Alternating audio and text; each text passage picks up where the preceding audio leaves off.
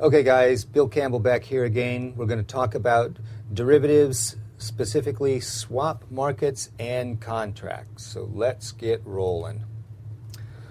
Okay, an overview of swaps. One way that you can think about a swap, one of the most useful ways, I think, to think about a swap is it's as if A issues a bond to B and B issues a bond to A. So we have A lending money to B for a fixed rate of interest. That would be B issues a bond to A with a fixed coupon rate. B lends the same amount of money to A at a floating rate of interest. So that's A issuing a floating rate bond to B. If this happens, we call this an interest rate swap. A plain vanilla interest rate swap, fixed for floating. Instead of swapping a fixed rate for a floating rate, we could have one of the parties paying the return on a stock portfolio or on a stock index, usually for a fixed rate. If that were true, so party A is paying a fixed rate to B, party B is paying the return on an equity portfolio to A, we call that an equity swap.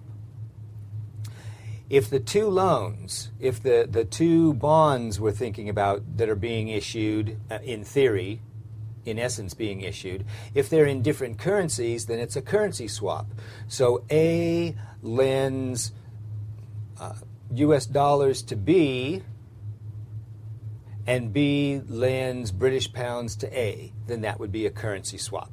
So you just know the terminology for all these swaps. All right, some of the characteristics of swaps. We covered these earlier in general. I just want to go over them quickly again. Swaps are custom instruments. The parties, generally, each party has a particular need, and so they write up this agreement that fits the needs of the particular parties. They are not traded on an exchange. There is no secondary market for these. It's almost impossible, if you want to get out of a swap, to try to sell your side of the swap to somebody else. They're largely unregulated, so if somebody doesn't pay, or if you don't like the agreement, or you're trying to get out, it's going to be hard to find anybody who's going to help you on that. You know, there are not rules against what you can write into swaps and so on.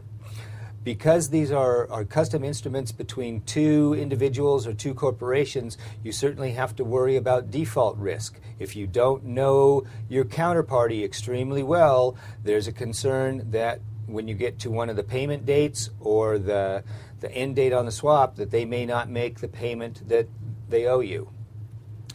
Most participants in swap contracts are large institutions, investment houses, banks, insurance companies, and frequently they enter into these swaps as risk management tools. Maybe you have a bank that has a large number of floating rate loans that they have made. They think interest rates are going down, so instead of getting the floating rate, they would rather get a fixed rate. So they enter into a swap so that they pay the floating rate and receive the fixed rate, and that limits their downside risk. They are generally private agreements, as I said. They are very difficult to change and very difficult to terminate. There are specific ways that you can do that, but it's not easy. Some of the terminology that we use for swaps: the notional principal. That's the amount used to calculate the periodic payments. So let's say we're talking about a plain vanilla interest rate swap. The notional principal might be 10 million US dollars, and one party is going to pay 6% interest on that $10 million.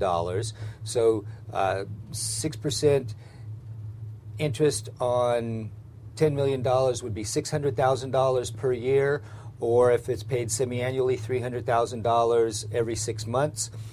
The floating rate would also be calculated on that same $10 million notional principal. Now, in a plain vanilla swap like that, you don't do anything with the $10 million. You don't trade the $10 million back and forth.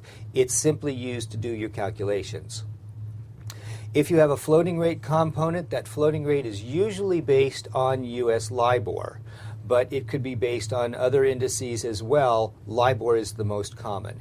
The tenor, that's the term that we have for the period covered by the swap. So if we have a swap that's going to have payments in 6 months, 1 year, 18 months, and 2 years, and then it's going to terminate after 2 years, then we would say the tenor is 2 years. Finally, we have the settlement dates. Those would be the dates where the payments are due.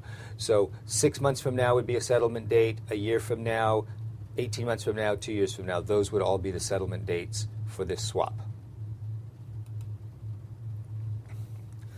How do you terminate a swap? You have a 5-year swap and you find after 3 years that you no longer want to be a party to the swap, you want to get out. Well, one possibility is that you simply cancel it. You agree with the counterparty that you're going to cancel it. And you just determine whether or not either party owes the other party money, and if so, you settle it, you tear up the agreement, and that's the end of it.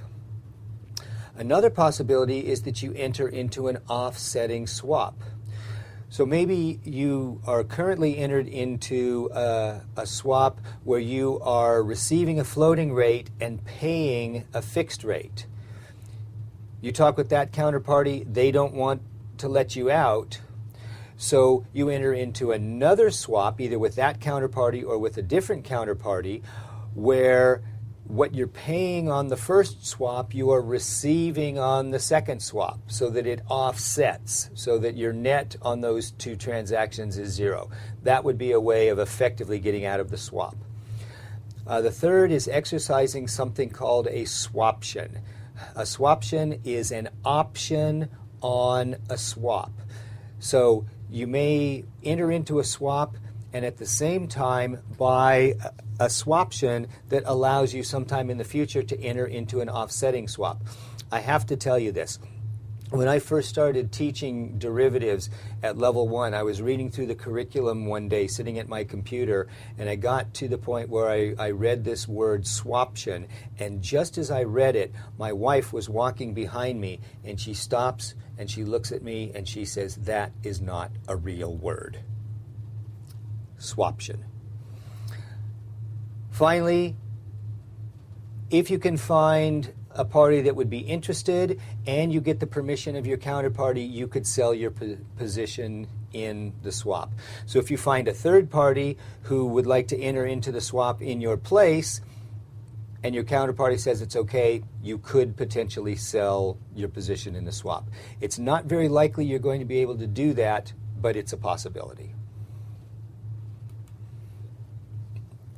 Let's do an example of a currency swap. So we assume the current exchange rate is $1.20 per euro. So Company A lends $1.2 million to Company B at 5% per year. 5% per year is the US dollar interest rate. So it is as if Company B issued a $1.2 million bond and Company A purchased it. Company B is going to lend 1 million euros to Company A at 4% a year. That's the euro interest rate. So that would be as if Company A had issued a 1 million euro bond to Company B. Now, of course, if B issues a bond to A for $1.2 million, A has to pay the $1.2 million. So that's the first thing you have to know about a currency swap, is that at the beginning of the swap, A does pay B the $1.2 million, and B does pay A the 1 million euros. At the end of the swap, they're going to trade those back. The loans are for 2 years, and interest is paid semi-annually. So, at time zero, Company A sends $1.2 million to Company B. Company B sends 1 million euros to Company A. So they trade the currencies at the beginning. At each of the semi-annual settlement dates, 6 months from now, a year from now, 18 months from now, 2 years from now, A is going to pay 4% over 2, 4% annually, 4% over 2, 2% semi-annually, times €1,000,000. They're going to pay 20,000 euros to B, and they have to pay it in euros. B is going to pay 5% over 2, or 2.5%, times $1.2 million. B is going to pay $30,000 to A, and B has to pay it in dollars. Because these are different currencies, there's no way to net them. So A pays the entire 20,000 in euros to B. B pays the entire $30,000 to A. Now on the settlement date, T equals 4. In addition to those interest payments, remember from the previous slide, we just did the interest payments, they are also going to repay the loan. So B is going to repay the $1.2 million back to A. A is going to repay the 1 million euros back to B.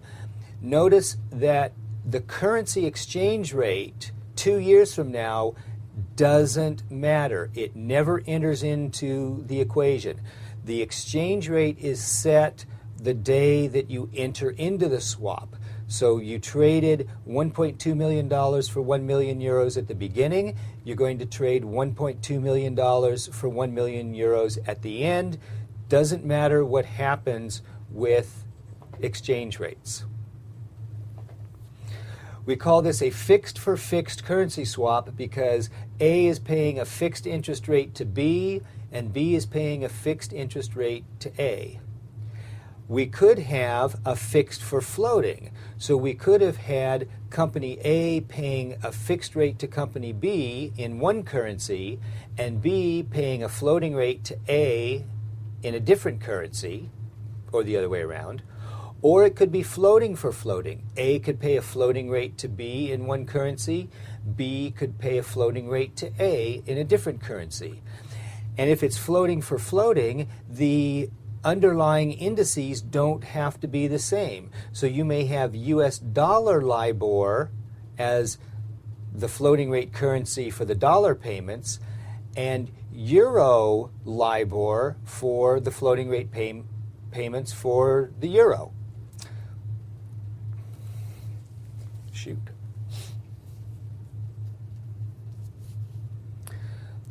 Here's an example of a plain, what we call a plain vanilla interest rate swap. This is a fixed for floating swap, one currency, very simple. The fixed interest rate payments are exchanged for floating rate payments. Because it's all done in the same currency, you don't trade the notional amount. So B doesn't send $1 million to A doesn't send $1 million to B. In fact, all of the payments throughout the entire life of this swap are going to be netted because they're in the same currency. We'll see that in a moment. The interest rate payments are netted. So when we come to the settlement date, we calculate the interest that is paid on the fixed side, we calculate the interest that's paid on the floating side. Whichever of those is bigger, that party pays just the difference in those two. So this reduces the risk of both parties. A doesn't have, let's say that A is going to be paying more than B. So the net will be a payment that goes from A to B. A doesn't have to worry about B defaulting. They have no risk because it's going to be netted. And B doesn't have to worry about A paying the full amount because they're netted. They only have to worry about A paying the difference, the smaller amount. Floating rate payments are typically made in arrears. What that means is that at the beginning of the period, you determine what the floating interest rate is, but that is then paid at the end of the period. So in our example where we were paying every 6 months, the first payment will be 6 months from now, but it will be based on today's LIBOR rate. So today, both parties will know exactly what the payment is going to be 6 months from now. 6 months from now, if LIBOR changes, then that rate will be used to calculate the floating payment 1 year from now. So again, 6 months ahead of time, both parties will know exactly how much the fixed payment is and exactly how much the floating payment is. And here's how you do the calculation. So the fixed rate payment, this is the payment that is made from the party paying fixed. You take the swap fixed rate and you subtract the LIBOR rate from the previous period. So let's say we're talking about the payment that's coming 6 months from now. We would take the fixed rate minus today's LIBOR rate, whatever that difference is, times the number of days in the settlement period. If it's 6 months, then that would be 180 days over 360, times the notional principal. That net amount is what the fixed rate payer pays to the variable rate payer. So if the swap fixed rate is higher than the LIBOR rate, the fixed rate payer ends up paying. If the swap rate is lower than the LIBOR rate, so this number turns out to be negative, then the fixed rate payer would receive that payment, but it's just the net. Here's an example. 2-year semi-annual pay, LIBOR, plain vanilla interest rate swap, $10 million, that's the notional, a fixed rate of 6%. Semi-annual fixed payments are 6% over 2, because it's semi-annual, times 10 million, $300,000. And suppose we know that LIBOR at time T0 is 5%, time T1 is 5.8, time 2, 6.2, time 3, 6.6. By the way, if you see a problem like this on the exam, they will probably also give you the LIBOR rate at time T4. You're never going to use that because the last payment, the payment that's made 2 years from now, is based on the LIBOR rate 1.5 years from now. But they will give that to you because somebody is going to make that mistake. You guys won't, but somebody will. Here's how we calculate the first payment. The fixed rate payer pays a net of $50,000. It's 6%, that's the fixed rate, minus 5%. That 5%, notice, is LIBOR at time 0. That's where we got that 5%. 180 over 360, that's because the payment period is 6 months, times the notional principal of 10 million, $50,000. So the fixed rate payer pays $50,000 to the floating rate payer.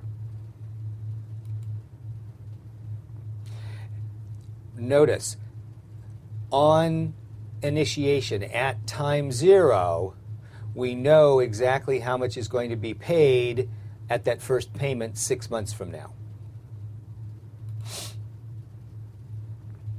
Let's calculate the second payment, the third payment, and the fourth payment. Second payment, the fixed rate payer pays $10,000 net. It's the 6% fixed rate minus the 5.8% floating rate. That 5.8% is at time 1. We use the time 1 LIBOR rate to calculate the payment at time 2. Times 180 over 360 times 10 million, $10,000.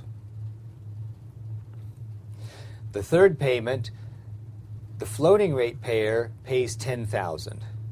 Now we have the 6% fixed rate minus a 6.2% floating rate times 180 over 360 times 10 million for a negative $10,000. So the fixed rate payer pays negative $10,000. Another way of saying that is the floating rate payer pays $10,000 to fixed. Finally, on the fourth payment, same calculation. 6% minus 6.6% times 180 over 360 times $10 million notional, negative $30,000. So the floating rate payer pays $30,000 to the fixed rate payer. There you go. An equity swap. Remember, an equity swap, one party is paying an interest rate, could be a fixed rate or a floating rate. The other party is paying the return on some sort of equity. It could be an individual stock, it could be a portfolio of stocks, it could be a stock index, and it could be merely the capital appreciation of those stocks, or it could be the total return, both the capital appreciation and the dividends. Whatever it is will be spelled out clearly in the swap agreement, so everybody knows whether the one party is paying a fixed rate or a floating rate. If it's a floating rate, they know the index on which that floating rate is going to be based. The other party that's paying the equity return, you will know exactly what the portfolio or the stock is on which that return is based, and you will know whether it is merely capital appreciation or capital appreciation and dividends. It will all be laid out very clearly in the swap agreement. So the equity return payer, they receive the interest payment. They receive the fixed payment or floating payment from the other party. If there's a positive return on the equity, so let's say it's a return on an equity index. If the equity index goes up, the equity return payer pays that positive return. But what if there's a negative return on that equity index?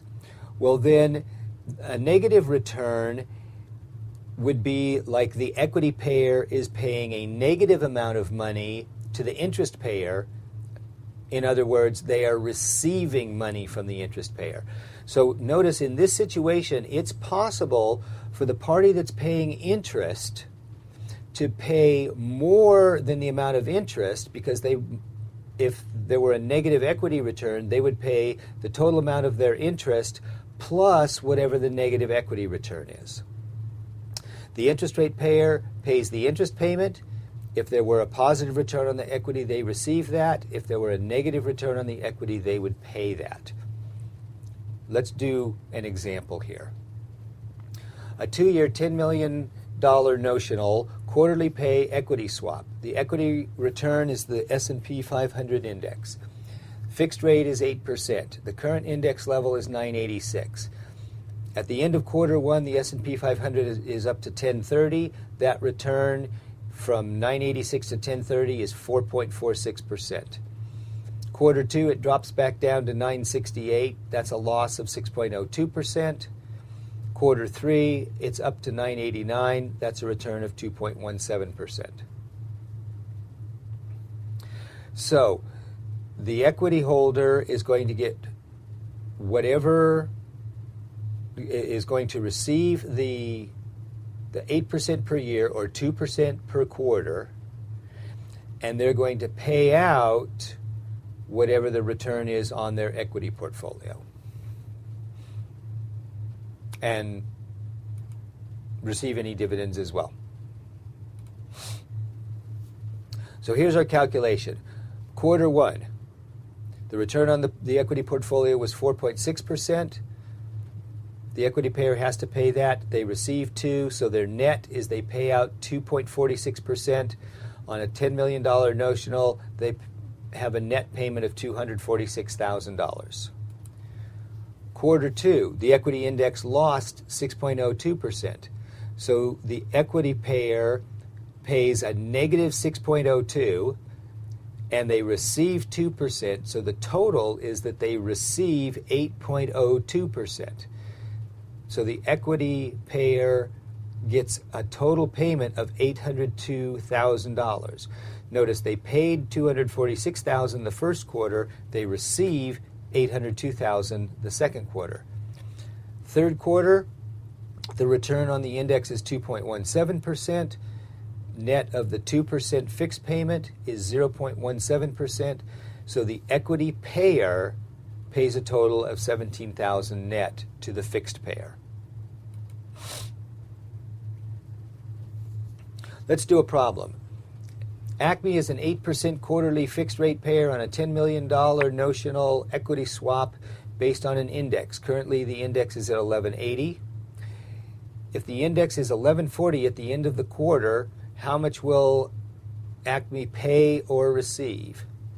Well, they're going to receive 2%, that's 8% per year, 2% quarterly. They're going to receive 2%, and because the index went down, they are also going to receive the return, the loss on that equity portfolio.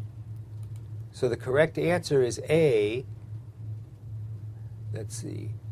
Oh, I'm sorry. Acme is the fixed rate payer. They're not receiving, they're paying. My mistake. They're going to pay $538,000. So they have to pay the 2%, and because there was a 3.39% loss on the index, they have to pay that as well. So they pay a sum of 2% plus 3.39% for a total of $538,983.